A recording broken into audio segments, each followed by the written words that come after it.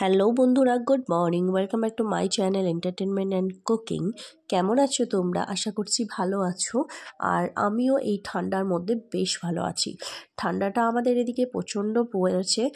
দেখছো, এটা একটা বিকেলের একটা দৃশ্য, কিন্তু দেখো চারিদিকে বেশ কুয়াশা কুয়াশা ভাব, রোদের কোনো নামো নিশান নেই। মানে বেশ কয়েকদিন ধরে মানে রোদ একদমই উঠছে না, তাতে কি শরীরটা আরও বেশি খারাপ করছে মনে হচ্ছে। যাই হোক, আমি তোমাদের সাথে একটা দারুণ রেসিপি শেয়ার করতে আবারও চলে এসেছি। তো পুরো ভিডিওটা স্কিপ না করে দেখতে থাকো, আশা করছি ভালো লাগবে। আর অবশ্যই লাইক, শেয়ার এবং সাবস্ক্রাইব করে দিও প্লিজ। তো আমি আজকে তোমাদের সাথে যে রেসিপিটা শেয়ার করতে চলেছি, দেখেই বুঝতে পারছো এটা হলো সাজনের ফুল। আমি আজকে পেঁয়াজের কলি আলু দিয়ে সাজনের ফুলের মানে ভাজা সুন্দর একটা রেসিপি তোমাদের সাথে শেয়ার করতে চলেছি। তো বাজার থেকে আমাদের সাজনের ফুল নিয়ে এসেছে। ঠিক এই সময়টায় সাজনের ফুল পাওয়া যায়। সজনে ফুল বা সাজনে ফুল যে যাই বলো না কেন, এই সময়টাতেই পাওয়া যায়। এখন উঠছে, তো আমাদের বাজার থেকে তাই নিয়েও চলে এসেছে।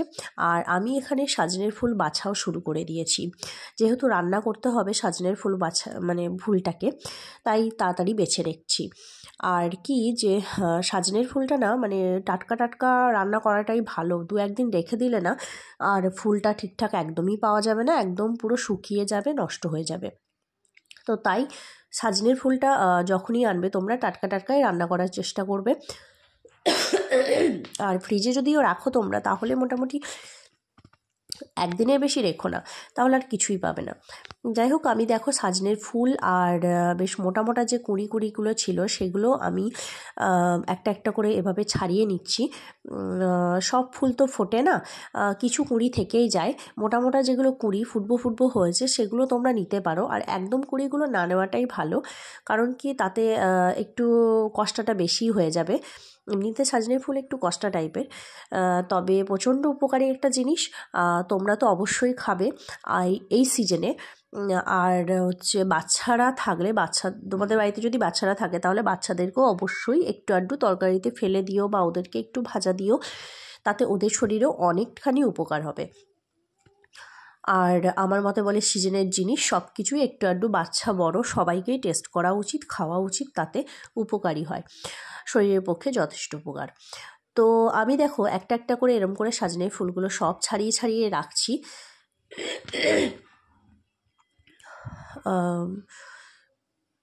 তো এই যে সাজনের ফুল আমার ছাড়ানো অর্ধেক হয়ে গেছে, বাকিগুলো আমি ছাড়িয়ে নেব।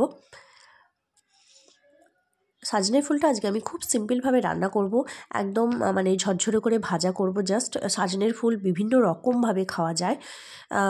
তো আমি আজকে তো শুধু আলু আর পেঁয়াজ কলি দিয়ে ভাজা করব, আর সেই রেসিপিটাই আমি তোমাদের সাথে শেয়ার করব। আর ভবিষ্যতে মানে পরবর্তীকালে যদি আবারও সাজনের ফুল আমি রান্না করি আর অন্যান্য যে রেসিপিগুলো হয় সেগুলো তোমাদের সাথে শেয়ার করব। আর তোমরা যদি আরও অন্যান্য সাজনের ফুলের রেসিপি দেখতে চাও তাহলে আমাকে অবশ্যই কমেন্টে জানিও। তো এই যে দেখো সাজনের ফুলগুলো পুরোটা বাছা হয়ে গেছে আমার, আর ধুয়ে জল ঝরাইয়ে নিয়েছি। আর দেখো এখানে কড়াইয়ে দিয়ে দিয়েছি আমি পরিমাণ মতো জল, সামান্য পরিমাণ মতো, ছোটো বাটির 1 বাটি জল দিলেই হবে। আর জলের মধ্যে আমি সামান্য পরিমাণে একটু নুন আর হলুদ দিয়ে দেব। দেওয়ার পরে আমি জলটাকে ভালো করে ফুটিয়ে নেব। ফুটিয়ে নিয়ে সাজনের ফুলটা আমি এই জলের মধ্যে দিয়ে দেব। জাস্ট সামান্য 2 মিনিট মতো এটাকে একটু ভাপিয়ে ফেলে দেব। দেখো জলের মধ্যে আমি দিয়ে দিলাম, তারপর এটাকে একটু ভাপিয়ে ফেলে দেবো। খুব বেশি সিদ্ধ করার প্রয়োজন নেই, একটু সামান্য জাস্ট 2 মিনিট মতো একটু ভাপিয়ে এটাকে ফেলে দেবে তোমরা।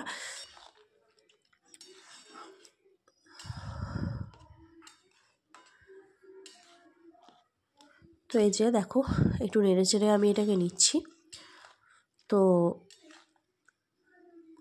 একটু নেড়ে চেড়ে নেওয়ার পর এটা একটু ফুটবে, আর তখনই আমি এটাকে ঢেলে নেব। দেখো ফুটে উঠেছে আমার সাজনের ফুলটা। 2 মিনিট ওয়েট করলেই হবে, এমন কিছু টাইমের ব্যাপার নয়। আর রান্নাটাও খুব একটা সময় নিয়ে রান্না করতে হবে সেরকম ব্যাপার নয়, অল্প সময়ের মধ্যে রান্না হয়ে যাবে। তো দেখো ভাপানো হয়ে গেছে, এবার আমি এটাকে বন্ধ করে একটা জায়গায় ছেঁকে নিচ্ছি।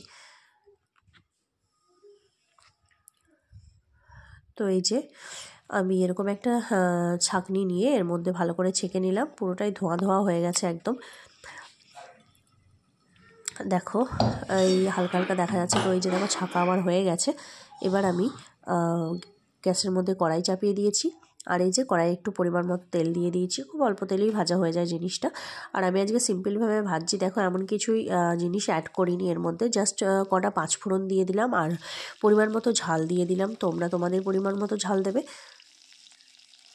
তো এই যে ঝালটা দিয়ে একটু লঙ্কাটা ভাজা ভাজা হয়ে গেলে এর মধ্যে আমি দিয়ে দেবো আমার কেটে রাখা পেঁয়াজের কলি আর আলু। তো এই যে দেখছো পেঁয়াজের কলিগুলো আমি এভাবে কেটেছি, আর আলুগুলো একদম ভাজার মতো, যেভাবে তোমরা আলু ভাজা করো সেভাবে ছোটো ছোটো করে কেটে নেবে। সজনের ফুলটা পেঁয়াজের কলি দিয়ে ভাজা করলে না আরও বেশি টেস্টি লাগে খেতে। আর আলুটা অপশনাল, তোমরা দিতেই পারো নাও পারো, পেঁয়াজ কলিটা অপশনাল, কিন্তু দিলে পারে না টেস্টটা দ্বিগুণ লাগে। তাই আমি দিয়েছি, আমার কাছে ছিল তাই দিয়েছি, তোমাদের কাছে না থাকলে না দিলেও কোনো অসুবিধে নেই। তো দেখো তারপরে এর উপরে আমি সামান্য পরিমাণে নুন আর হলুদ দিয়ে তারপরে এটাকে ভালো করে একটু নেড়েচেড়ে ভাজা ভাজা করে নেব। জাস্ট 2 মিনিট মতো একটু নেড়েচেড়ে ভেজে নেব এটাকে।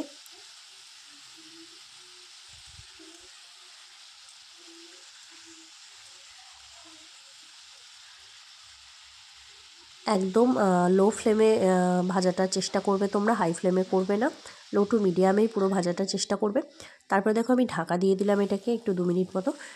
তো এই যে ঢাকা খোলার পরে দেখো মাঝে আমি একবার নেড়ে নিয়েছিলাম, তারপরে আবার ঢাকা খুলে দেখো জিনিসটা ঠিক এরকম এসছে, মানে পুরো ভাজা এখনও কমপ্লিট হয়নি, অর্ধেক ভাজা হয়েছে। আর সেই সময় আমি জাস্ট সামান্য কিছু পেঁয়াজ কুচি দিয়ে দেবো। পেঁয়াজ কুচিটা তোমরা দিতেও পারো নাও পারো, একদমই অপশনাল, তোমাদের ভালো লাগলে দেবে নাহলে দেবে না।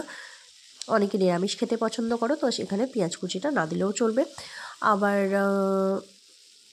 পেঁয়াজের কলিটা অবশ্যের মধ্যে পড়ে, কিন্তু সেটাও বললাম তোমাদের অপশনাল।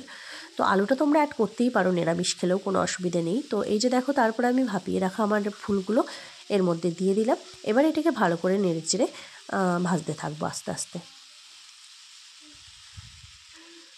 যেহেতু আমি নুন অ্যাড করেছিলাম ভাপানোর সময়, তাই সজনের ফুলটা যখন দেব তখন আমি নুন অ্যাড করব না, কারণ আলু আর পেঁয়াজের কলি যখন দিয়েছি তখন আমি পরিমাণ মতো নুন অ্যাড করেছি, তো পুরোটাই এর মধ্যে অ্যাডজাস্ট হয়ে যাবে।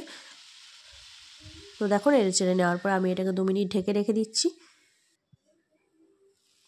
2 মিনিট পরে ফিরে এসেছি, দেখো আমার জিনিসটা ঠিক এরকম দেখতে হয়েছে। মাঝে আরেকবার আমি ঢাকা খুলে নেড়ে নিয়েছিলাম।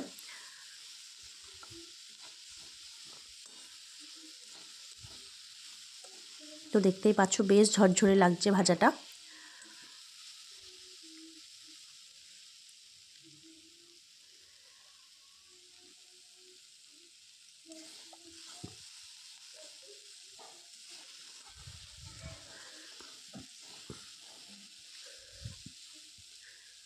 সজনের ফুলে এমনিতেই একটু আধটু জল থাকে, তাই এটাতে জল অ্যাড করার কোনো দরকার নেই। তো এই যে দেখো আমি আবার একটু ঢেকে রেখে দিয়েছিলাম। তো সব কিছু আমার সিদ্ধ হয়ে গেছে, প্লাস ভাজাও হয়ে গেছে। আর ভাজার পরে ঠিক জিনিসটা এভাবে দেখতে হয়েছে। ভীষণ টেস্টি এবং ভীষণই হেলদি একটা রেসিপি আজকে তোমাদের সাথে শেয়ার করলাম, আশা করছি ভালো লাগবে। গরম গরম ভাতে একটু ডালের সাথে তোমরা সজনের ফুল ভাজা খেয়ে দেখো, খুবই ভালো লাগবে। তো দেখছো কি সুন্দর ঝরঝরে ভাজা হয়ে গেছে আমার, একটু ল্যাটপেটে হয়নি। তো চলো আমার ভাজা কমপ্লিট হয়ে গেছে, এবার আমি এটাকে একটা জায়গায় তুলে নিচ্ছি। তো আজকের রেসিপিটা আমার এটাই ছিল, পেঁয়াজের কলি আলু দিয়ে আর সামান্য পরিমাণ পেঁয়াজ কুচি দিয়ে সজনের ফুল ভাজা। তোমাদের ভালো লাগলে অবশ্যই লাইক শেয়ার এবং সাবস্ক্রাইব করে দিও, বেল আইকনটি ক্লিক করে দেবে, সবার আগে নোটিফিকেশনগুলো তোমাদের কাছে পৌঁছে যাবে নতুন নতুন রেসিপি যখন আমি ডাউনলোড করব। তো চলো আজকের মতো টাটা।